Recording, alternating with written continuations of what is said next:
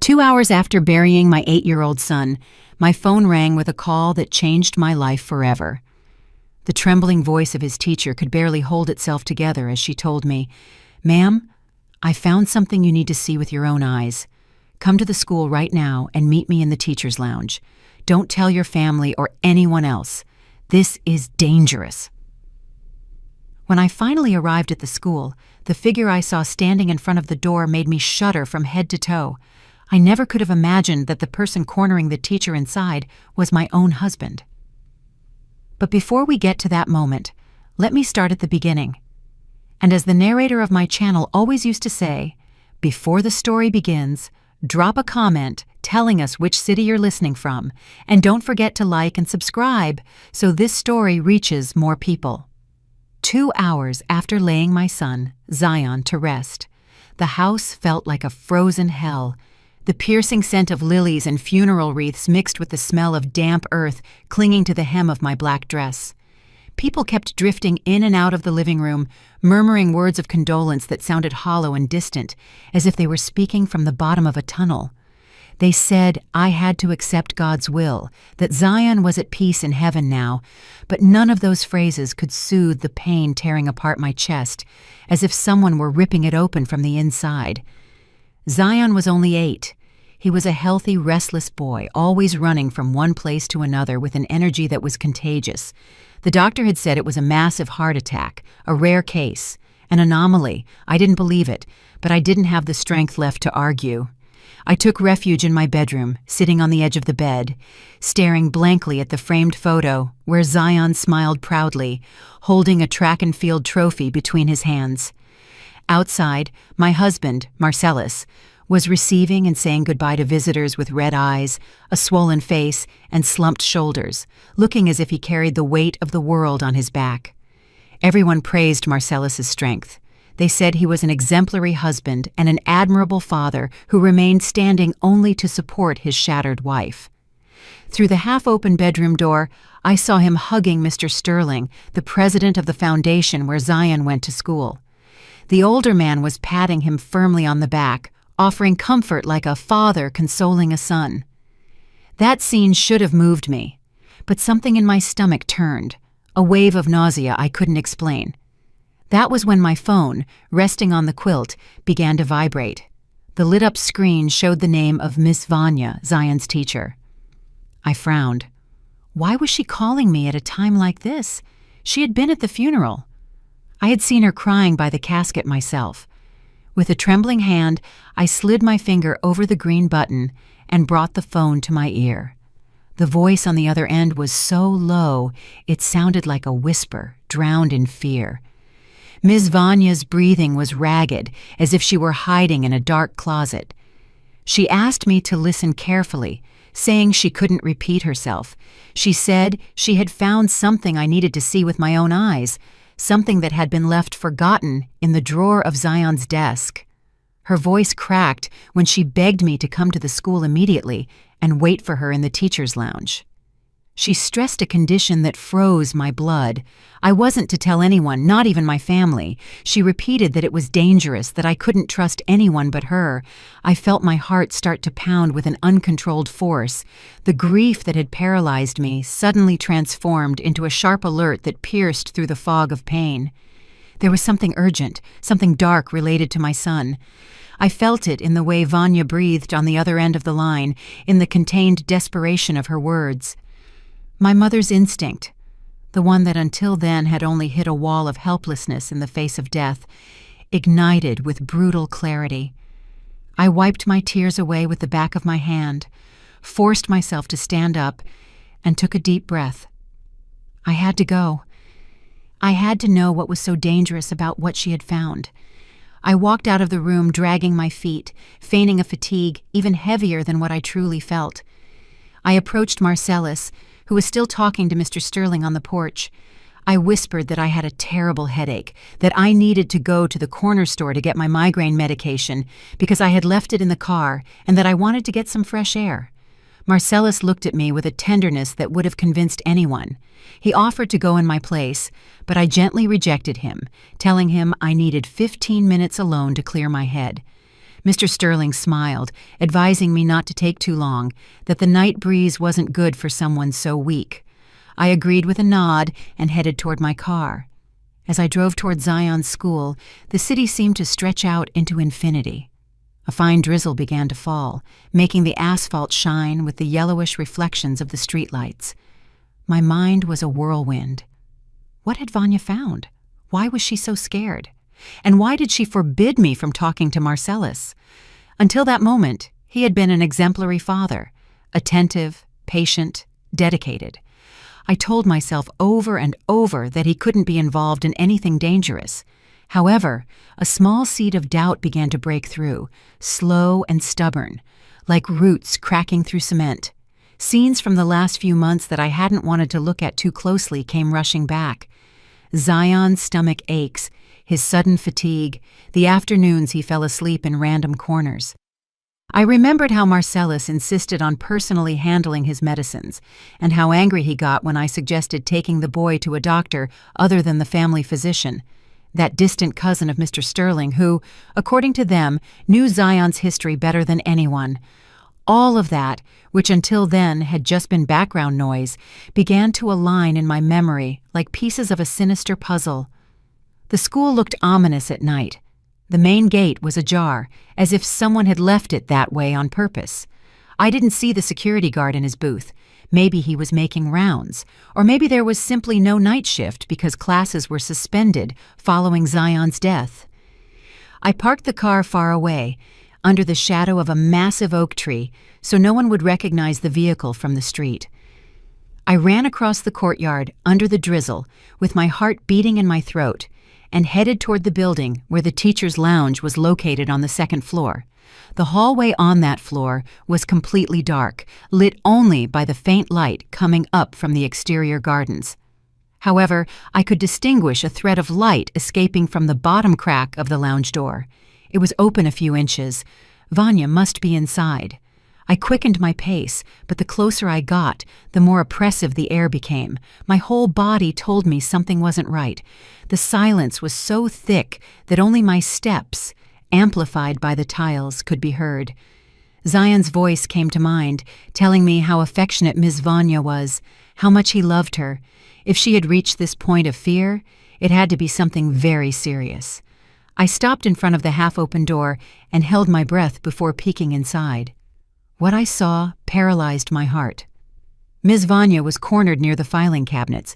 Her face was pale, her eyes wide with terror, and her whole body was trembling like a leaf. She had her hands raised in a gesture of pleading as if asking for mercy. In front of her, with his back to me, stood a man in a black shirt that I knew all too well. His posture, the way he shifted his weight onto one leg, even the faint scent of his cologne drifting into the hallway, were unbearably familiar. The man held a small black object in his hand, a device that looked like a USB drive or a portable disk. He was speaking to Vanya in a low tone, loaded with menace, a cold, sharp voice without a shred of affection. It was a voice so different from the one I heard every day at home that for a second I refused to believe it. I pushed the door gently. The hinges creaked, betraying my presence. The man spun around instantly, alert, and the white neon light illuminated his face fully. My legs went weak, and I had to grab the doorframe to keep from falling. It was Marcellus, my husband, the father of my newly buried son. Marcellus looked at me without surprise, as if he had calculated from the beginning the possibility that I might show up there. His expression, which a moment before had been pure ice, slowly transformed into a mask of contained pain, the same one he had worn all day in front of family and friends. He disguised the black device, sliding it to his side, trying to hide it from my view. I looked at Vanya, who was now crying silently, her lips trembling and her hands still raised. My mind refused to understand. Marcellus was supposed to be at home, receiving people, crying with me. What was he doing here? Why was he threatening our son's teacher? What was in that device that was so important? The silence became suffocating. I could hear the hum of the air conditioner and Vanya's slight, stifled sobs. Marcellus broke the tension, approaching me with a calm stride, like someone standing in front of a frightened animal trying to soothe it. His face changed again, becoming that of a fragile husband broken by grief. He opened his arms as if to hug me, and with a raspy voice said he didn't expect me to come to the school. He claimed he had only come because he couldn't stand being at home surrounded by memories of Zion. He claimed he had gone to collect the boys' things, that he wanted to keep them safe before the cleaning crew emptied the desks the next day. His explanation sounded reasonable, almost touching, and if I hadn't seen the scene from a few seconds earlier, I might have collapsed into his arms without questioning anything. But the image of Vanya, cornered with fear in her eyes, remained stuck in my brain. I sought the teacher's gaze. I needed confirmation, a crack of truth amidst so many lies. Vanya was shaking. Her eyes darted from Marcellus to me, as if she were at a deadly crossroads. When Marcellus glanced at her sideways, with that threatening glint I had never seen before, she hurried to nod. With a broken voice, she confirmed his version. Yes. Marcellus came to get Zion's things. We were remembering what a good boy he was. I knew she was lying. The cold sweat running down her temple, her fingers gripping the hem of her skirt until her knuckles turned white, it all gave her away. Marcellus slid his arm around my shoulders and squeezed too hard, with an insistence that hurt. He said we should go back home, that it wasn't good for me to be in a place that only reopened the wound for so long. On the table lay a cardboard box with drawings, notebooks, and some of Zion's pencils. With an almost imperceptible gesture, Marcellus tucked the small black object into his pants pocket. He thought I wouldn't notice, but I saw it clearly. Before leaving, he moved toward the door first. In that minimal instant, Vanya rushed toward me. She pretended to fix my hijab, which was slightly crooked from the rain, and her freezing fingers grazed my neck. I felt her slide something inside the fold of the fabric near my shoulder. Her eyes locked onto mine. In them, I saw a desperate plea and an urgent warning. Her lips moved without making a sound, but I could clearly read the word she articulated. Run! My heart raced. I forced myself to appear calm. I nodded as if thanking her for the gesture and took a step back. Marcellus turned around, watching us with a certain suspicion. He asked what we were saying.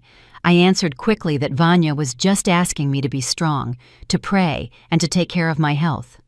He seemed convinced. He took my hand, and we left the room, leaving Vanya behind, alone in the middle of that silent room, rigid as a wax statue, about to melt from the heat of fear. The drive back was a journey toward an invisible execution. Marcellus drove with studied calm, wiping his eyes every now and then, like someone drying tears.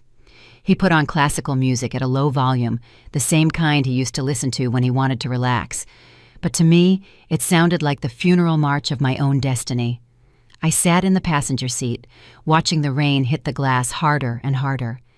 I felt the folded paper in the crease of my hijab as if it were a burning stone.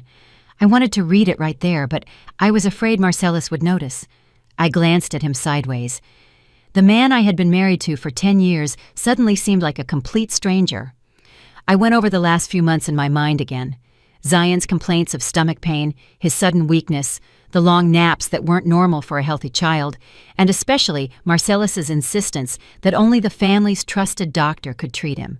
Something horrible was taking shape in my mind. When we arrived home, the atmosphere was quieter. Most of the mourners had left. Only a few relatives remained, gathering chairs in the backyard. I said I felt dizzy and needed to lie down. Marcellus offered to make me some hot tea, but I replied that I just wanted to sleep. I entered the bedroom, locked the door, and leaned my back against it, trying to control my breathing. I waited until I heard his footsteps moving away toward the kitchen.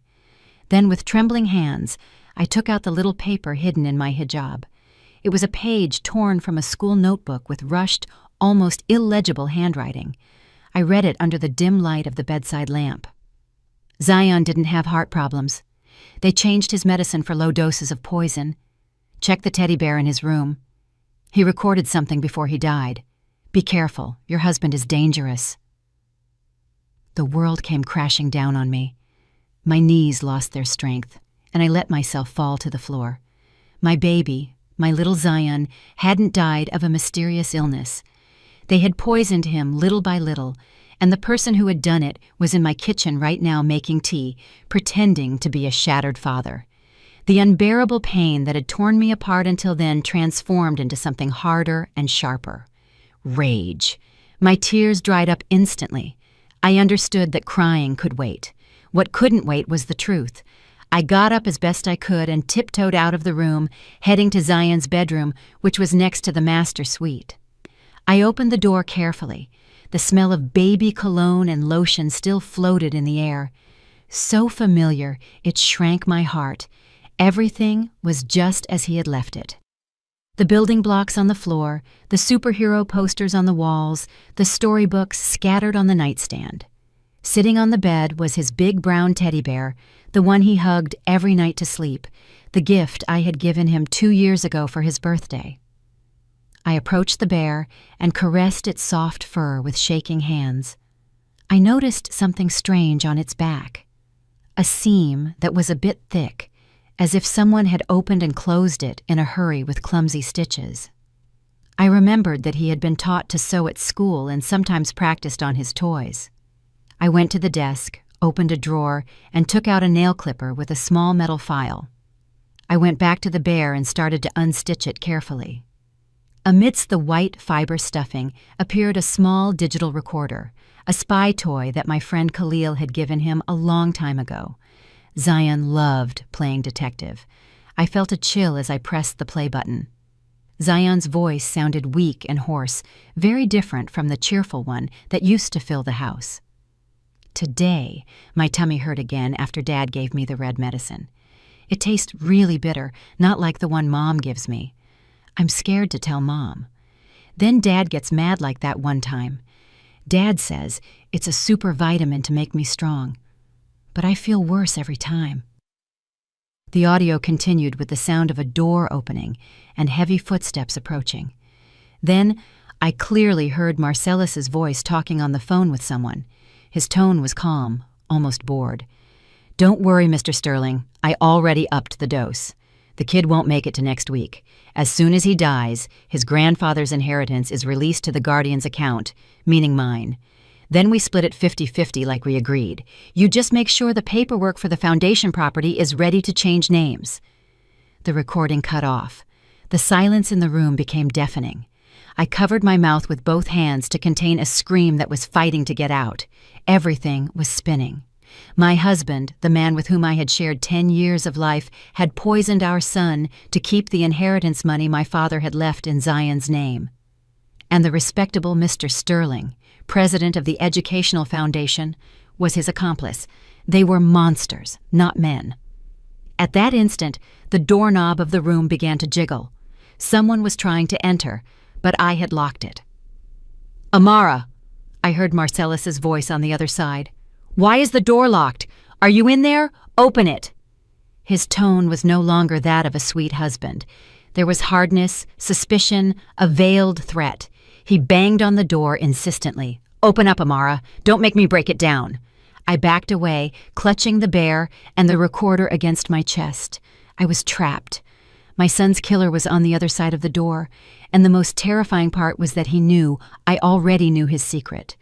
The blows against the door became brutal. Each impact made the pictures on the wall vibrate. Marcellus was screaming my name with a voice disfigured by rage and panic, a roar that mixed desperation and cruelty. I knew that as soon as he managed to get in, my life would be hanging by a thread. Marcellus was no longer my husband. He was a cornered animal, willing to destroy anything that could expose him. I tucked the recorder into the inner pocket of my tunic. The only thing I now had to demand justice. I had to find another way out. The door was out of the question. Only the window remained. Zion's room was on the second floor.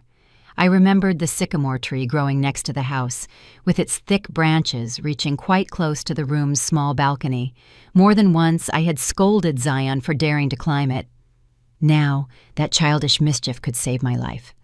I ran to the window, unlocked the latch with trembling hands, and threw it wide open.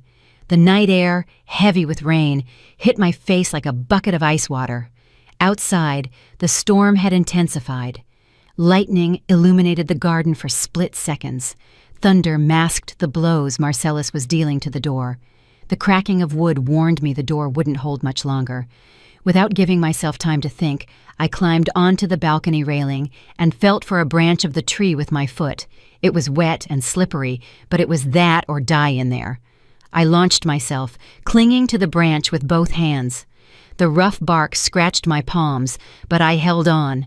My soaked tunic got caught on a thin branch. I pulled with all my strength until I heard the sound of fabric tearing. It didn't matter. The only important thing was getting down. Just as my feet finally touched the muddy grass of the garden, I heard a crash upstairs. Marcellus had broken down the bedroom door. I looked up and saw him in the doorway, bathed in the overhead light. He ran to the balcony and leaned out, searching the darkness, cursing loudly. I pressed myself against the tree trunk, holding my breath. A flash of lightning lit up the yard for a second. If he had looked down at that instant, he would have seen me. But the curtain of rain made it hard to see, and furious, he went back inside the room, perhaps thinking I was still hiding in there. I didn't waste a second. Barefoot, with my feet sinking into the mud, I slipped along the side wall of the house and headed for the back garden gate, the one the gardener used. I knew that as soon as Marcellus discovered I wasn't in the room, he would search the whole house and then come out looking for me. I had to put as much distance as possible between us before he woke the security guards or called any of his contacts. Mr. Sterling had friends everywhere. I no longer knew who I could trust. Every shadow seemed like an enemy, every tree trunk a figure lying in wait. With my heart racing and tears mixing with the rain on my face, I managed to open the small back gate and stepped out onto the dark path that ran behind the subdivision. There was no one there. I ran without looking back, the recorder clutched in my pocket, until I reached a main avenue about a mile away. My phone, soaked in my pocket, vibrated several times. I assumed it was Marcellus. I refused to answer. I couldn't leave him even the slightest clue of where I was. Taking shelter under the awning of a closed shop, gasping for air, I took out my mobile with fingers numb from the cold. I saw 10 missed calls from Marcellus. I ignored them and searched for a name in my contact list. Khalil, my best friend since high school, the only person I could trust, an investigative journalist, stubborn, and used to dealing with dirty cases. I dialed his number with shaking hands, praying he wasn't asleep. It rang a couple of times, and then I heard his hoarse, sleepy voice. "Amara, what happened?" I couldn't give too many explanations. With my voice broken by crying, I barely managed to whisper, "Khalil, help me. Marcellus killed Zion. I'm near the gas station on the highway." "Come get me. Don't ask anything right now. Just come fast." I hung up before he could react and turned off the phone so no one could track my location. I curled up in a dark corner next to the shop's metal shutter, hugging my knees, shaking with fear and cold, hoping Khalil would arrive before Marcellus found me. 15 minutes felt like 15 years. Every car light approaching made my heart stop for an instant, expecting to see Marcellus's black SUV.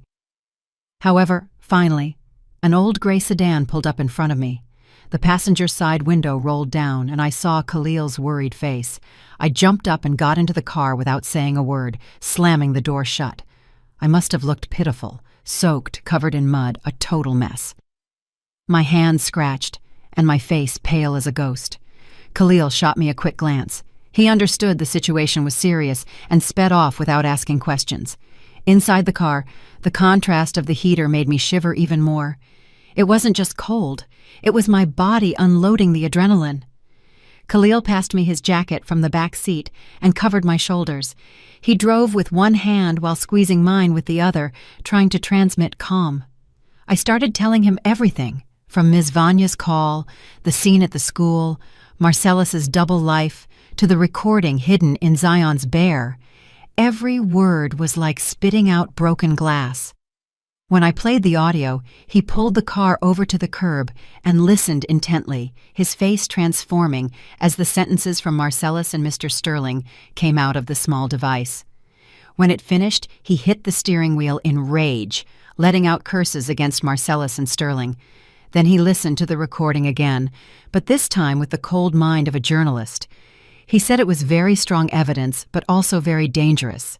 Mr. Sterling wasn't just anybody. He had political influence, contacts in the police force, and surely expensive lawyers.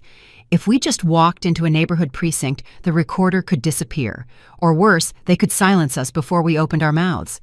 He decided to take me to a safe place, a small apartment on the outskirts of the city that had belonged to his late uncle, a place not even his family knew he still used occasionally. That apartment would become our shelter and operations center. On the way, Khalil turned on the radio to break the oppressive silence. At first, traffic news played. Then the announcer interrupted with an urgent bulletin. The lifeless body of a woman has been found in the courtyard of an elementary school on Magnolia Street. The victim has been identified as a teacher, initials VS. The preliminary hypothesis points to a possible suicide after jumping from the third floor of the school building. I felt the blood stop circulating. I started screaming inside the car. "Vanya, they killed her!" I sobbed. "Marcellus and Mr. Sterling killed her, and now they say it was suicide." The guilt whipped me with violence worse than any physical blow. If I had gone earlier, if I had tried to get her out of the school with me, maybe she would still be alive. But I had left her there, alone in front of those monsters. I cried with my whole body, hitting the dashboard. Khalil pulled over, turned off the engine, and hugged me tightly, letting me vent that impossible pain. In the midst of my crying, something inside me changed. The pain stopped crushing me and hardened into a cold, sharp determination. My tears dried up. I pulled away from Khalil and stared at the dark road ahead. I remembered Vanya's look when she whispered, "Run." She couldn't have died in vain. Neither could Zion. It wasn't enough for Marcellus and Sterling to go to jail. No, that would be too easy for them. They had to feel fear, helplessness, shame. They had to see their lives destroyed, just as they had destroyed mine. I looked at Khalil with a new resolve. I told him with a calm that even scared me that I didn't just want legal justice. I wanted to ruin those men's lives down to the roots, make them breathe the same terror they made Zion and Vanya live through. Khalil held my gaze for a few seconds and nodded silently, accepting that dark pact between the two of us. We decided not to go to the police yet. Before that, we needed more evidence, something so undeniable that neither influence nor lawyers could knock it down. The recording alone could be dismissed as a fake. We needed to get the bottle of poison Marcellus had used on Zion, the physical proof of the crime. We were sure he wouldn't destroy it immediately out of vanity, out of excessive confidence in his impunity, or simply out of carelessness. That night in the dusty little apartment, we stopped being victims and became hunters. I cut my hair to my shoulders, threw away my torn black dress, and put on simple clothes that had belonged to Khalil's uncle. The submissive Amara, the docile wife, had died with my son. Dawn was just breaking when we sat down to plan my return to the snake pit, not as a repentant wife, but as a ghost coming to unearth their secrets. We knew Marcellus worked as the director of operations in the corporate building of Sterling's foundation. Every Friday, an external cleaning company did a deep clean of the offices. That would be my way in. Khalil, an expert at getting into places he wasn't invited, hacked the cleaning company's system and registered me on the temporary staff list with a false identity. He turned me into Sadeh, a maintenance worker with credentials and a uniform. In front of the bathroom mirror in the apartment, I tied a dark blue hijab, one of those practical ones used by women working long shifts, and put on the light blue uniform, slightly too big for me. I put on thick-rimmed glasses and powdered my face unevenly, dulling my features. The woman reflected back was no longer Amara. She was someone else. Khalil parked the car 2 blocks from the foundation's corporate building. I got out pushing a cart with buckets, brooms, and mops, blending in with the rest of the cleaning staff, entering through the service door. The guard barely looked at us. He didn't even look up to register our faces. We, the people at the bottom, are invisible. I passed the security check without a problem using the cloned card Khalil had prepared from a careless employee's.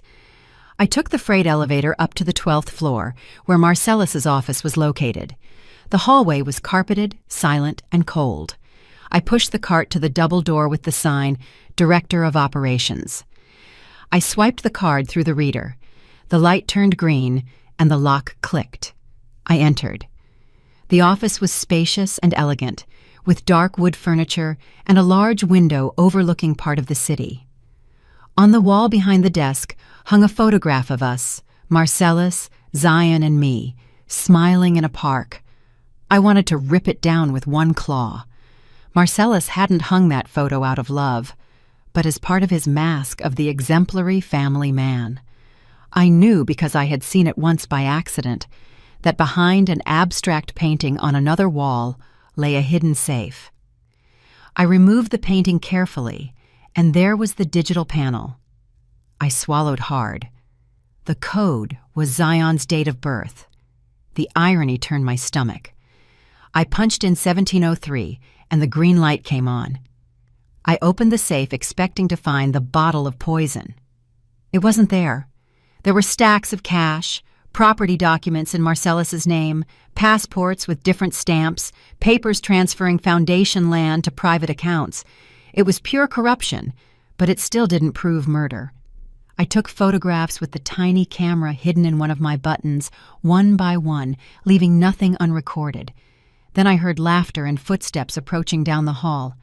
Panic hit me like a heat stroke. I closed the safe, hung the painting back up, a little crooked from the haste, and hid behind a large sofa near the desk, pretending to clean the baseboards. The door opened.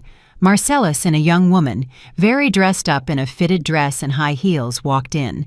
It was Soraya, his secretary, whom I had always seen getting too close to him.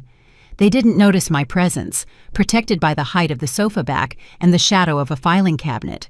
What I heard next burned me from the inside. Marcellus didn't seem like a grieving man.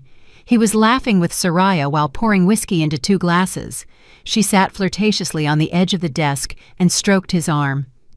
They talked about Zion's death as if commenting on the satisfactory closing of a business deal. Soraya told him his performance at the funeral had been perfect, that even Mr. Sterling had been impressed with his grieving father act. Marcellus took pride in himself, saying that getting rid of that sickly kid had been the best thing for his future. He called him a burden, a source of expenses that stopped the inheritance money from flowing into his hands. I felt my nails digging into my palms. I wanted to come out and beat them to a pulp, but I knew I would lose. Instead, I activated the small recording microphone I had in my pants pocket and let every word of that conversation be registered. They talked about a trip to Europe they planned to take when everything calmed down and the millions hit his account. They mocked me, my desperate flight. Marcellus said they wouldn't take long to find my corpse lying around somewhere, that everyone would believe I had gone crazy from grief. He called me weak, useless without him. And there's nothing they can prove, he added, kissing Soraya's temple. I already sent the poison bottle to be incinerated with the medical waste this morning. No trace left.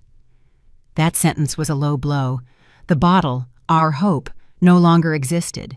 But we obtained something just as powerful, an arrogant admission, the confession that they believed they had won.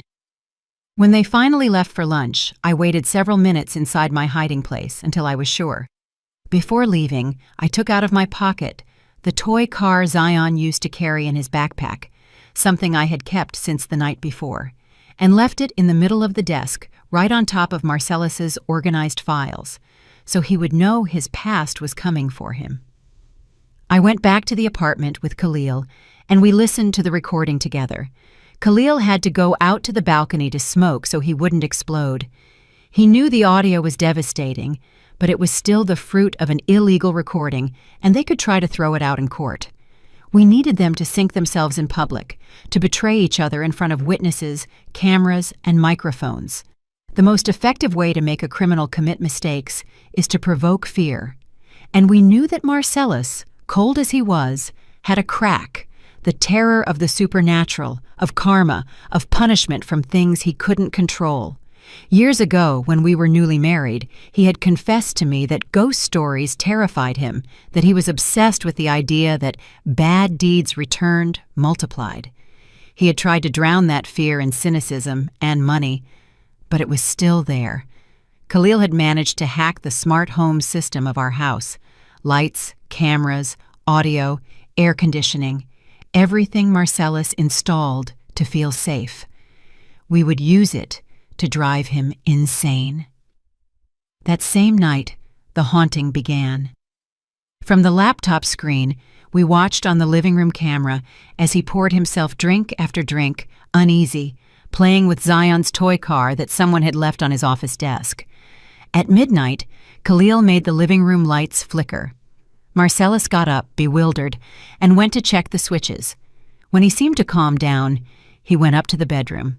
We lowered the air conditioning temperature to 60 degrees. We saw him shiver in bed, uncovered. Then, through the ceiling speakers, we played a soft little giggle of Zion's, mixed with the white noise of the fan.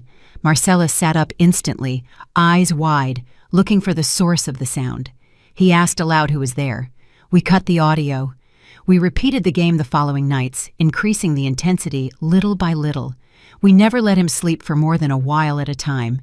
On the third day, while he was showering, we filled the bathroom with the recording of Zion's whimpers when his stomach hurt, that fragment that had also remained on the small recorder. The echo on the tiles made it sound ghostly. Marcellus came out of the bathroom slipping, holding onto the furniture, soaking wet, and with his face white as marble. He started screaming for them to leave him alone, that it wasn't possible. Blaming Soraya was his next step. He began calling her nervously, accusing her of playing cruel jokes. Mistrust germinated between them. The culmination of our plan coincided with the Foundation's gala, which would be held at a luxury hotel. Mr. Sterling would give a speech, and Marcellus would be presented with an award as Exemplary Father for continuing to support the institution despite the tragedy. The title of the recognition turned my stomach. Khalil found a breach in the hotel's Wi-Fi network and accessed the projection and sound system. They had planned an emotional video with photos of Zion. We prepared a very different one, a compilation of their own rot. The night of the event, Khalil and I watched everything from a van parked in the lot, with several screens connected to the hotel cameras. We saw Marcellus enter next to Mr. Sterling. Marcellus looked undone, haggard, hunched over, turning his head every so often, as if he feared finding a specter at his back. Soraya was there too, beautiful but annoyed, subjected to his mood swings. When Marcellus went up to the stage to receive the award, the audience applauded him. He took the microphone and started talking about how much he missed his son, with the broken tone he had also rehearsed. I gave the signal to Khalil. The giant screen behind Marcellus, which was supposed to show an animation with Zion's smiling face, filled with white noise, and a sharp screech invaded the speakers. Then, the image changed to an intense red background, and enormous letters appeared, as if written in blood. I know what you did. The ballroom went absolutely silent. Marcellus turned, pale as a corpse. At that moment, we unleashed through the speakers the recording of his conversation with Soraya, the one where he called Zion a sickly kid and bragged about destroying the poison bottle. The attendees were left jaw-dropped. Exclamations were heard, chairs dragging, indignant murmurs. Soraya stood up, swaying, about to faint. Mr. Sterling stood up, red with rage and shame. Marcellus tried to take control of the microphone, shouting that it was all a setup, that they were slandering him, but his voice drowned amidst the wave of reproaches and camera flashes. The worst for him came when he saw Mr. Sterling whisper something to the head of security. He understood in a second that they planned to use him as a scapegoat, leave him alone facing public opinion, to save the Foundation's image. "You!" Marcellus shouted from the stage, pointing at Sterling. "It was you who planned everything. The inheritance, splitting the money, the poison. If I go down, you go down with me." That accusation, captured by cell phones and TV cameras, would be impossible to erase. The gala turned into chaos. Marcellus escaped through the service exit, chased by journalists. Sterling tried to control the situation, but the scandal had already broken loose on social media. The video went viral in a matter of hours. However, we knew it wasn't enough. Lawyers could allege stress, delusion, a digital deepfake. We needed a final, clearer scene, with them describing their crimes themselves, while someone listened officially. That night, we went back to the apartment without celebrating. We knew a wounded animal is a dangerous animal. Marcellus was now a social pariah, but still free. Sterling was cornered, but with resources. The next phase of the plan consisted of pitting the two against each other, making them believe the other was betraying them. Khalil prepared 2 burner phones, impossible to trace. On one, we pretended to be Marcellus and texted Sterling. "I have signed copies of all the asset diversion papers. If you don't help me get out of the city tonight and give me my share, they go to the district attorney tomorrow. Meet me at the Foundation's old warehouse at the docks at 2 a.m. alone, or we sink together." We knew Sterling was paranoid and wouldn't dare ignore that threat. On the other phone, we pretended to be an emissary of Sterling and sent a message to Marcellus. "Mr. Sterling wants to fix this. He has prepared a boat to get you out of the country tonight. He wants you to bring all the documents and evidence you have to destroy them. He waits for you at 2 a.m. at the Foundation's old warehouse at the docks. The police are already moving. It's now or never. Don't be late."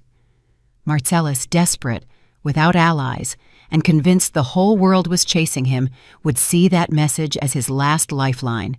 At 2 a.m., under fierce rain, Khalil and I were already inside the warehouse, on a metal loft on the 2nd floor, with a perfect view of the main space. It was a large, abandoned building near the pier. It smelled of rust and stale seawater. Khalil had placed hidden cameras and microphones connected to a secure server that a contact of his in the Major Crimes Unit also had access to. This time, the police were in the loop. They knew 2 dangerous men were meeting there to talk about dirty money. They just had to wait for them to say enough and then enter. A black sedan arrived first.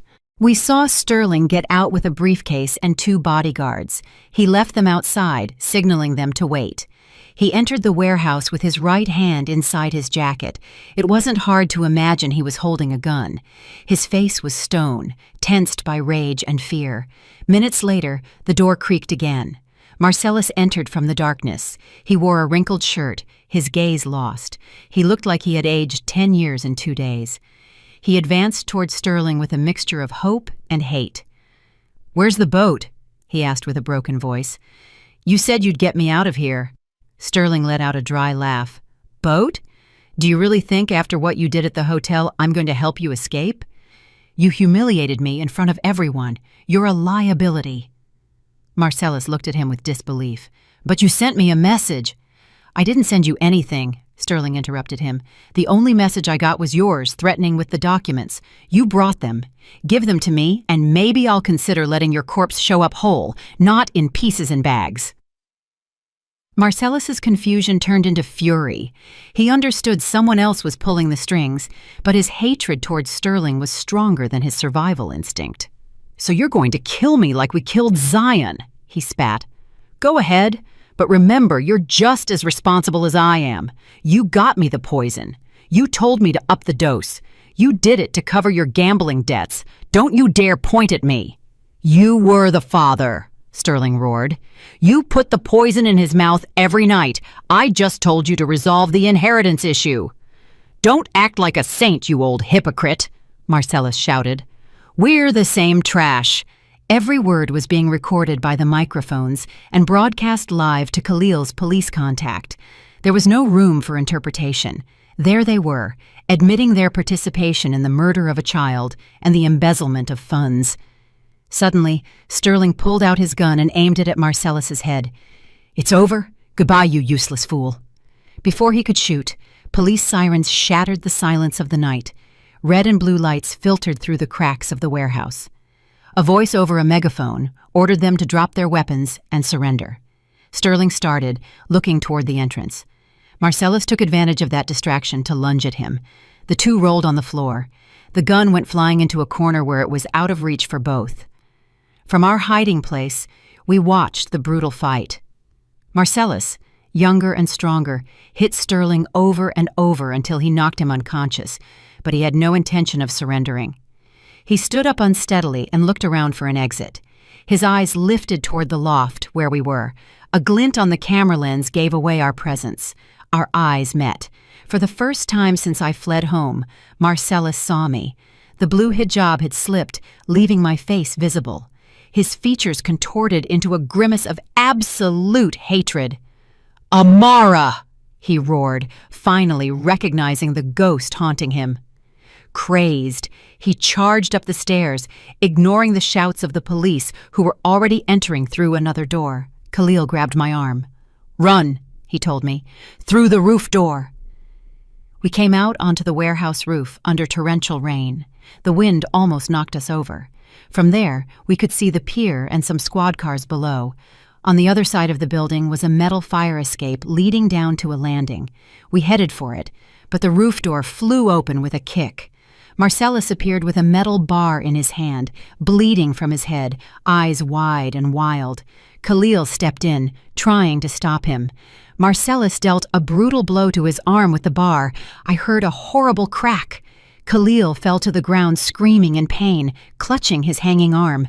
I ran toward him, but Marcellus grabbed me by the hijab and yanked me backward. I felt my scalp catch fire with pain.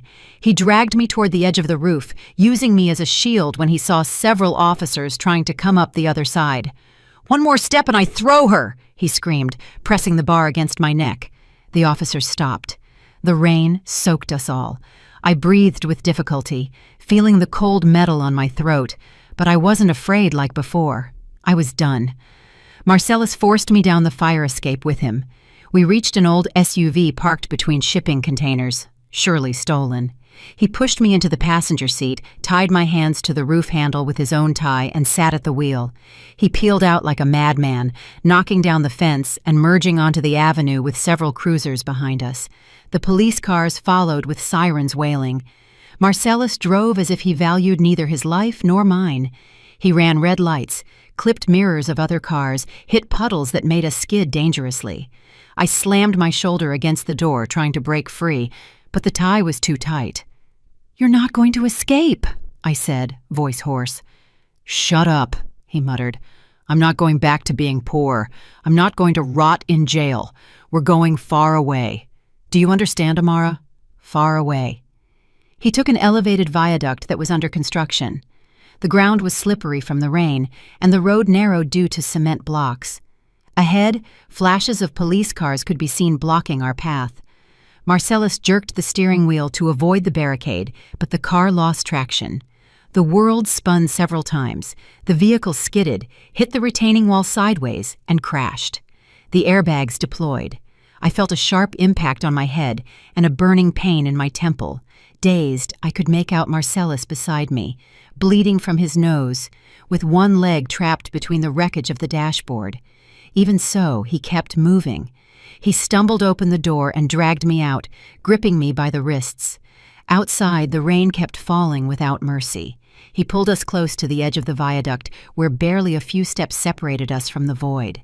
Below, the dark current of an urban river roared. Several squad cars surrounded the vehicle, pointing their weapons at us. Marcellus pressed a piece of broken glass to my neck, right over the carotid. I felt the sharp tip cut my skin and a trickle of warm blood slide down my collarbone. The police shouted at him to calm down, to let me go. The negotiator spoke through a megaphone, trying to buy time. Marcellus, delirious, demanded a helicopter, money, a clear route. It was absurd. He knew he had no way out, but he clung to that fantasy like a drowning man to a branch. I heard him breathing heavily right behind me, the glass pressing into my throat. And yet, in that moment, my mind filled with a strange serenity. I stopped trembling. I saw his reflection in a puddle. The man I had loved was unrecognizable, devoured by ambition and fear. I thought of Zion, of his small body in the coffin, of Vanya falling from the third floor of the school. They hadn't had a choice. I still did. I glanced quickly down at his feet. Marcellus's right leg was visibly damaged. The torn pant fabric revealed deep wounds, blood mixed with dirty water. That was his weak point. I gathered all the strength I had left. I inhaled deeply, not caring that the glass deepened the cut a little more. Suddenly, I whipped my head back and bit the forearm holding the glass with all my accumulated rage. I sank my teeth into his flesh until I tasted blood. Marcellus let out a tearing scream. Reflexively, he loosened his hand, and the glass slipped from his fingers. Without wasting a second, I lifted my leg and kicked him with all my might in the damaged knee. A horrible snap echoed. Marcellus's scream was even sharper than before, an almost inhuman howl. His body lost balance, and he fell sideways onto the soaked pavement, writhing in pain. I jumped away, stumbling, but finally out of his grip. The police took advantage of the confusion. Several agents ran toward us and pulled me away from the edge of the bridge. Others lunged at Marcellus, who kicked and struggled trying to grab anything. One of the officers had to shoot him in the other leg when he tried to snatch his weapon. Everything became confused. Voices, lights, hands. They sat me on the ground, wrapped me in a thermal blanket. A paramedic pressed gauze over the wound on my neck. I said nothing.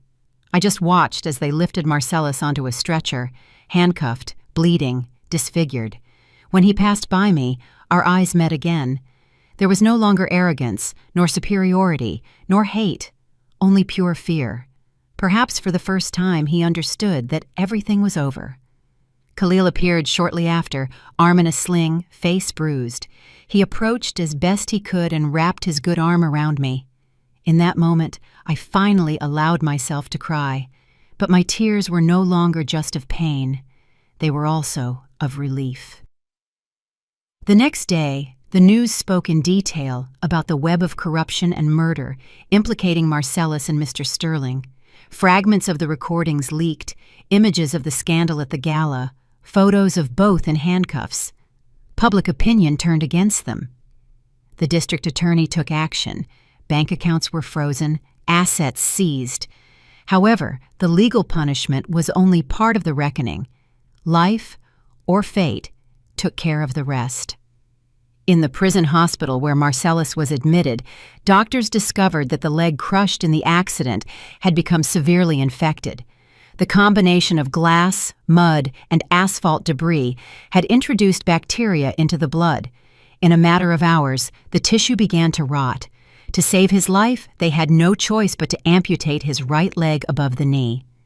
Upon waking from anesthesia, Marcellus discovered he would never walk the same way again. He cried, screamed, begged them to give back what he had lost. It was a brutal irony. He who had destroyed his own son's body, damaging his organs with poison, now saw his own body mutilated. In that hospital bed, tied to a wheelchair, the same person who believed himself invincible, who looked down on the weak, saw himself converted forever into what he despised most. Mr. Sterling didn't come out unscathed either. During his first formal statement at the DA's office, the tension spiked his blood pressure. He suffered a massive stroke. He survived, but half his body was left paralyzed. The man who dominated stages with moving speeches, who manipulated politicians and businessmen with his smooth talk, was reduced to making unintelligible sounds, drooling, bedridden in the prison infirmary. His assets were confiscated. His family washed their hands of him out of shame. He came to depend on strangers' hands even to eat and go to the bathroom. It was the total ruin of his pride. Soraya, Marcellus's secretary and mistress, tried to flee. She was detained at the airport attempting to leave the country with jewelry and cash. Before the investigators, she betrayed Marcellus without a second thought, handing over records of transfers and compromising emails. She believed that would reduce her sentence, but she couldn't evade responsibility for having collaborated in the cover-up and benefiting from the money. She ended up sentenced to 20 years in prison. In jail, far from expensive suites and luxury hotels, her beauty ceased to be a privilege and became a target for envy and aggression. Khalil and I followed the news with a mix of satisfied rage and exhaustion. We never celebrated their suffering, but we didn't feel pity either. Nothing that happened to them came close to the pain of a child poisoned by his own father or the terror of a teacher thrown from a third floor for telling the truth. However, at least they were no longer untouchable. One day I was called to the prison hospital to expand my testimony. Walking down the guarded hallway, I saw Marcellus through a window, sitting in a wheelchair. He was barely a shadow of the man he was, thinner, older, with a lost gaze. When he realized I was there, he slowly turned his head. Our eyes crossed one more time. He began to cry silently. His lips moved, trying to form words I couldn't hear. Apologies, perhaps. Tears that arrived too late. For the first time, I felt no hate, only a serene emptiness, an unbreakable distance. I looked at him for a few seconds, long enough for him to understand that I was still standing, that I had survived everything he tried to destroy. Then I turned around and went on my way. I had nothing more to say to him. 6 months passed since that stormy night on the viaduct. Time, though slow, began to close wounds. The scars remained, but they no longer bled. One morning with a clear sky, I looked at myself in the mirror of my new house, smaller and simpler than the previous one, but full of peace. I put on a soft, cream-colored hijab and smoothed the fabric with firm hands. The woman in the mirror was no longer the mother who could barely hold herself up at her son's funeral. She was someone hardened by tragedy, yes, but also risen above it. Beside me, behind in the reflection, I saw Khalil pass by with a stack of papers and crack a silly joke to lighten the mood. That day, the final sentence would be read. In the courtroom, packed with journalists, representatives of children's associations, and onlookers, the atmosphere was dense. I sat in the front row. Khalil, in a suit and with his arm fully recovered, settled next to me and took my hand. Then the judges entered. The murmurs ceased. 2 officers pushed Marcellus's wheelchair to the defendant's bench. He had his head down. The adjacent bench was empty. Sterling's lawyer represented him because the old man could no longer move. Further away, in another chair, Soraya trembled, pale. The prosecutor gave a firm review of all the charges. Aggravated homicide against a minor, murder of a key witness, corruption, money laundering. The head judge, a middle-aged woman with severe eyes, began to read the resolution. The room held a reverent silence. Her words, though formal, had the force of a stone thrown into water. She declared Marcellus guilty on all counts, and underlining the cruelty and premeditation of his acts, she dictated the maximum penalty: death. Gasps were heard, exclamations, a thank God barely contained in the back of the room. Marcellus began to shake. He broke down crying with an ugly, desperate sob that moved no one. Mr. Sterling was given life imprisonment without the possibility of parole. The judge noted that although sick, his moral and legal responsibility was absolute. His broken body would spend the rest of the years he had left in a prison bed. The tribunal gave Soraya 20 years in prison. When the judge banged the gavel 3 times, I felt something inside me finally close. The legal chapter had concluded. Leaving the courthouse, the fresh air of the street tasted different. It wasn't absolute freedom, because nothing would bring Zion back, but it was a first step toward a life in which my son wasn't just a victim, but also a seed of something good. All the money involved in my father's inheritance and in Marcellus and Sterling's schemes was recovered after a long legal process in which Khalil worked his fingers to the bone. The state intended to keep a good part, but we managed to prove it was Zion's patrimony. Even so, I was clear that I couldn't keep that money for myself. I saw it stained with blood. I decided to turn it into something that honored my son.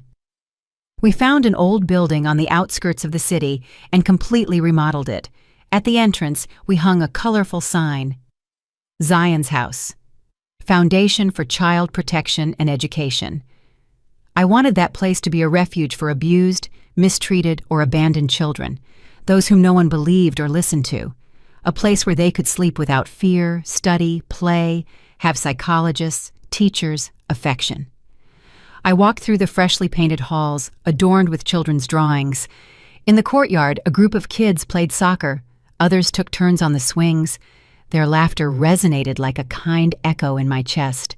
In the main lobby, we hung a large photograph of Zion smiling, and next to it, one of Ms. Vanya. With part of the money, we also financed the renovation of the school where she had worked, including a new library named the Vanya Library, so her name would remain linked to education and not tragedy. As evening fell, when the sun began to color the sky orange, Khalil and I went to the cemetery. Zion's and Vanya's graves were next to each other, under the shade of a magnolia tree with fragrant white flowers that leaned protectively over them. The grass was green and well kept, adorned with fresh flowers that anonymous people left from time to time. I crouched before Zion's headstone, running my fingers over his name carved in the marble. This time, there was no despair in my eyes like before. There was nostalgia, yes, but mixed with a new peace. "It's done, my love," I whispered. "We got justice. They won't hurt anyone ever again. Your money now serves to keep other children safe. You don't have to feel pain anymore. You can play all you want up there." The wind gently moved the branches of the tree, and some white petals fell onto the grave. I closed my eyes and prayed long and deeply, giving God my gratitude, my grief, and my son's entire life. When I finished, I stood up. That was when I saw something at the end of the gravel path. About 30 feet away, amidst the golden light of sunset, the silhouette of a boy was outlined. He was wearing pajamas with the drawing of Zion's favorite superhero, the same outfit I put on him the last night he spent at home. His hair was messy, and his eyes bright as always. He didn't look sick or tired. On the contrary, he radiated health and joy. I felt no fear. He looked at me with a huge smile, so luminous it almost hurt. He raised his right hand and waved at me with a small gesture. A goodbye. "And I'm okay, Mom." I felt a single tear slide down my cheek. I returned the wave with a trembling hand and a smile that for the first time in a long time was sincere. "See you soon, sweetie," I murmured. Zion's figure faded little by little with the light of the setting sun until it disappeared. But the warmth he left in my chest remained there. He was at peace. I could finally accept that I wouldn't hug him again, but also that he wasn't suffering. I turned around. Khalil was waiting for me a few steps back, without asking questions. With that silent patience he had always had with me, he held out his hand. I took it firmly. We walked out of the cemetery side by side, leaving behind years of pain, fear, and guilt. In front of me, the city lit its lights one by one, as if a new curtain were opening. I had a whole life ahead of me, full of children who would need protection, stories that deserved to be heard, wounds that perhaps I could help heal. I was no longer just the mother who lost her son, nor the betrayed wife. I was Amara, the woman who walked through the storm and remained standing, founder of Zion's house and defender of children who have no voice. And for the first time in a long time, thinking about the future, I could say in silence, yes. Did you like the story, and which city are you listening from? Let's meet in the comments. If you liked the story, you can support me by sending a super thanks so I can keep bringing more stories like this. Thank you so much for your sweet support. I'm looking forward to your comments on the story. On the screen, you can see 2 new life stories that I highly recommend. There's so much more on my channel. Don't forget to subscribe. See you in the next life story with love and respect. Personal thoughts. As someone who has witnessed family tragedies through real-life stories, I cannot help but shudder at Amara's journey. She is not a supernatural hero with innate strength, but an ordinary mother, crushed by the greatest loss, then rising from the ashes with wisdom and quiet courage. Her pain chokes me, not just because of the betrayal by her husband, but because of the fragility of trust in marriage, where love can obscure signs of danger. I see in Amara the image of countless women who sacrifice everything for their families only to receive cruel betrayal. But what I admire deeply is the way she chooses justice over blind destruction. Not killing, but exposing the truth for society to judge. This story makes me wonder, do we recognize the poisons in our daily lives, the small lies, the skewed priorities, before they destroy everything? It reminds me that in the darkness of grief, hope still shines through action, and that motherhood is truly an undying force. Lessons learned. From this heartbreaking story, I draw profound lessons, like scars reminding us to live more consciously. Listen to your intuition and the small signs. Zion's stomachache, Marcella's control of his personal physician, details that are often overlooked in blind faith. Trust your instincts, especially in family, and don't hesitate to ask questions when things don't feel right. Justice must sometimes be done in person, but always within the legal framework. Amara teaches us that personal vengeance can be satisfying, but exposing the truth to the public brings lasting justice. Don't let anger lead to darkness. Use evidence and wisdom to turn the tables. Greed destroys not only the perpetrator, but also those around him. Marcellus loses everything for money, dragging Sterling and Sarah into the abyss. The lesson here is true value lies in love and integrity, not wealth.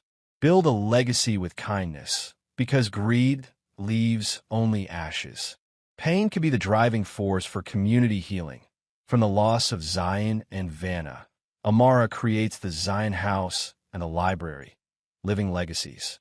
Let personal tragedy be a torch to light others, because living on is not about forgetting, but about honoring those who have passed away. Amara's story is not only a warning about the darkness in the human heart, but also a testament that, even in hell, a mother can find wings to fly, carrying justice and hope for tomorrow.